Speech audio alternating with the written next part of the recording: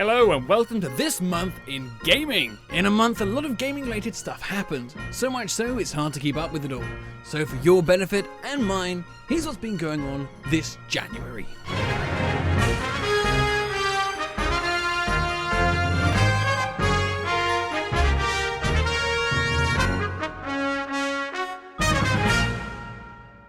Let's take a look at the bigger release titles which came out this month. First up, it's the third in the series of Mario & Luigi 3DS games, and this time we're crossing paths with the Paper Mario universe. The game seems to have been well received, getting a 77 on Metacritic with a public score of 8.6. Next up is the first LEGO game of the year, and that's LEGO Avengers, not to be confused with LEGO Marvel Superheroes or LEGO DC Superheroes or any of the other 20 video games LEGO has released. Please, LEGO, remake Rock Raiders. Please. And on the indie front, we have The Witness. From the creator of Braid, we find ourselves on a puzzle box island just after spending £30 on the game. Woo! I know what you're thinking. Bit of a large price tag for an indie game. Well, is it worth it? Well, specialists say it's too soon to tell, so I guess we'll find out a little later. And finally, Ubisoft takes a seat from creating detailed open world games for the Assassin's Creed series, and have released the second Chronicles game, which lets you play as said assassin in India. Don't expect an open world, like I said, as your perspective is locked to a side-scroller view. India hasn't done as well as the first game, China, which got an audience rating of 6.3. India has scraped by with a low 3.8. And that's it for this month's big game releases. And now it's time to take a look at what gaming news stories have popped up this month. 2016 is going to be the year of virtual reality, and first through the gate is the Oculus Rift, which you can now pre-order for a hefty large price tag of $599. Truth! The cost is shaking up a lot of hopeful VR gamers, as the price for the competing headsets, the PlayStation VR and the HTC Vive, haven't been released yet. And at the moment, the rumors are the more advanced VR, the HTC Vive, will be closer to $1,000. And the console-focused PlayStation VR will be around $400 to $500. That's a bit better. But anyway, and again, these figures are just speculative figures. We won't know the full price of these VRs until later on in the year. Criminy. And now we move on to a segment I like to call Who's Been Hacked Today? And this month we have a good load. We start off a little earlier in Christmas, where both Xbox Live and PlayStation Network were hacked. But not to mirror last year's attacks, the longest the networks were down was for half a day. Not too bad, not too bad. Sony has started to give out free PlayStation Plus extensions for gamers who weren't able to play online during the downtime. Nicely done. Nicely done, Sony, nicely done. However, PC gamers weren't safe either, as Steam went a bit doodally as users started seeing other gamers' accounts instead of their own. The problem was amended, but a lot of accounts' private information had been leaked. Apparently this was all down to a DOS attack. What is a DOS attack? Well, there's a link in the description if you want to know more. And lastly, a few big gaming YouTubers had their accounts hacked from a group called R-Mine.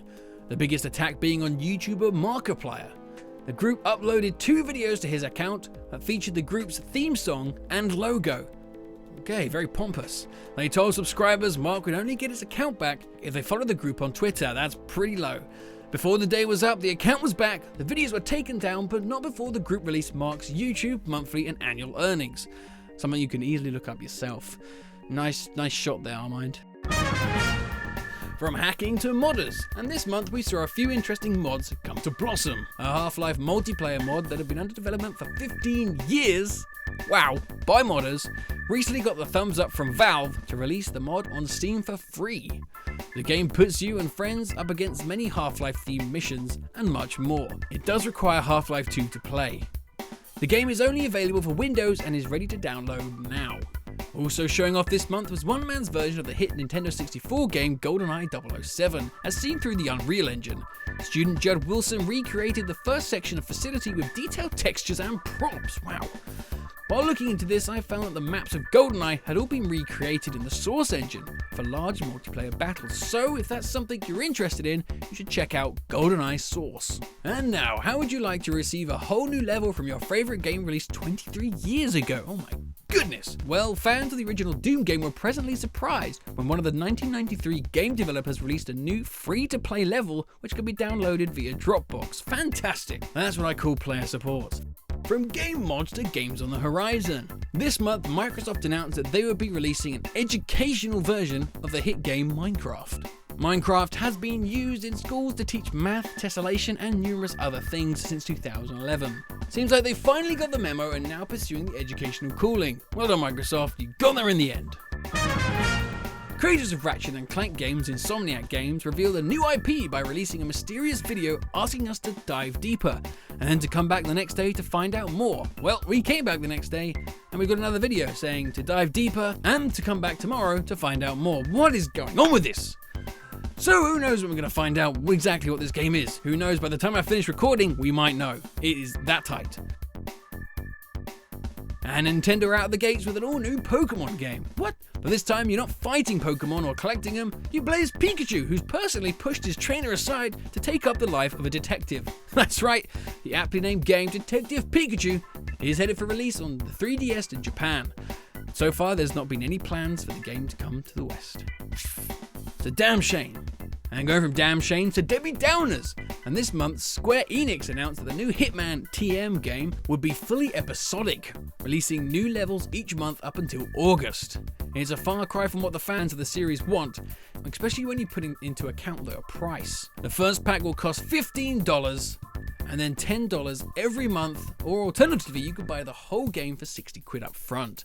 The game will be released in full after the episodic run around September time.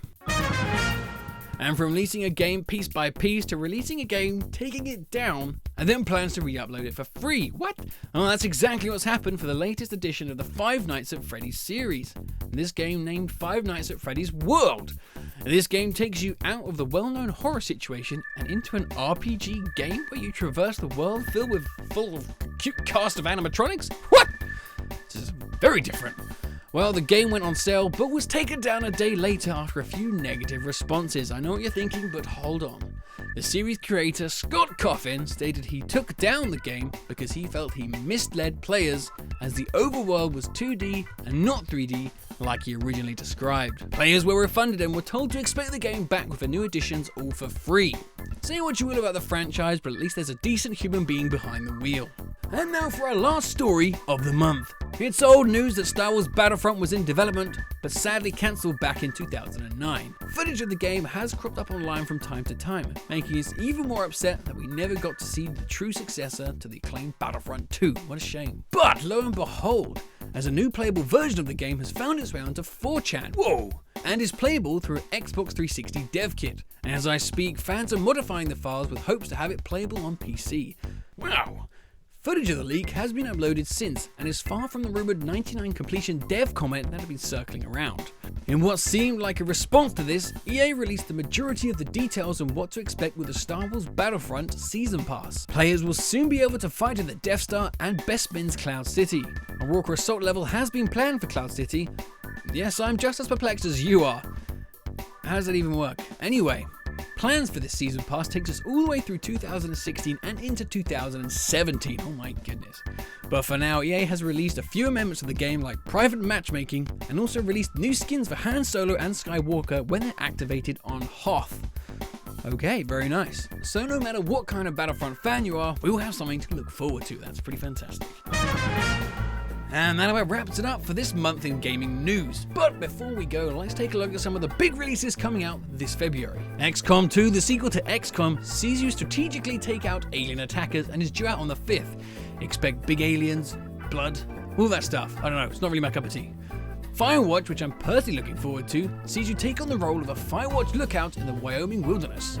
All seems normal until you find your tower's been broken into and telecom wires have been cut. Firewatch is due out February 9th. Also coming out Feb 9th is the EA game that surprised all when it was announced, and that being Unraveled. Could have made a pun there about being unraveled. Anyway, Unraveled sees you take control of a character made out of thread or yarn as he traverses the wilderness. And a new entry into a franchise that's been going on since 1987. It's Street Fighter V. Don't need to really explain what this is, it's pretty self-explanatory. Expect to play Street Fighter V on the 16th exclusively to the PS4 and PC. Putting down the gun and picking up the spear, we have Far Cry Primals. Due out on the 23rd, Primal is set way back when saber-toothed tigers and mammoths roamed the land. We play as early man who seeks to tame the animals and take over the desolate world. And lastly but not least, well, least in my eyes at least, is Plants vs Zombies Garden Warfare 2. Expect more of the same and to pick it up on my brother's birthday, the 23rd. And that about wraps it up. Well, I've been under the moons and I hope you're well up to date on all things gaming, at least for this month gone. Thanks again. And remember, gaming leads to Satan. This has been Gaming News of the Month, of the Weeks, of your lifetime. Thank you and good night. God damn it. I've broken the mic.